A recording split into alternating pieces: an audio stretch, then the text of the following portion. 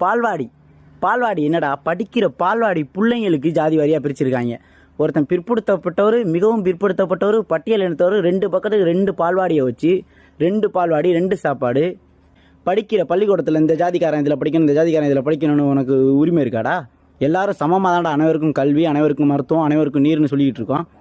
அதில் பால்வாடியை போய் எங்கடா இந்த இந்த இந்த இந்த பால்வாடியில் இந்த சமயக்காரங்க சமைச்சாதான் அவங்களுக்கு வந்து சாப்பாடு, அவங்க சாப்பாடு. இவங்களுக்கு இந்த பால்வாடியில் இந்த இந்த இதே ஜாதிக்காரங்க சமைச்சாதான் சாப்பாடு. அதில் அரிசியில் வந்து இவங்களுக்கு ஒரு அரிசி, இவங்களுக்கு ஒரு அரிசி. இந்த வீடியோவை பார்க்கும்போது ரொம்ப கேவலமாக இருக்குது எனக்கு.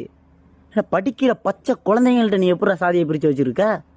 எல்லாம் அரசியல் மக்களே அந்த 40 வருஷமாக தொடர்றாங்களாம் இந்த கேவலத்தை. வேற ரொம்ப காரி துப்புற மாதிரி இருக்குது. இந்த இதை அரசு அதிகாரிகள் போய் மாற்றுங்க. அது எந்த ஊர்னு பாருங்கள், தெளிவாக அந்த காணொலியை அதை பதிவிடுறேன். இதை வந்து அரசு தகுந்த நடவடிக்கை எடுக்கணும். பள்ளிக்கூடத்தில்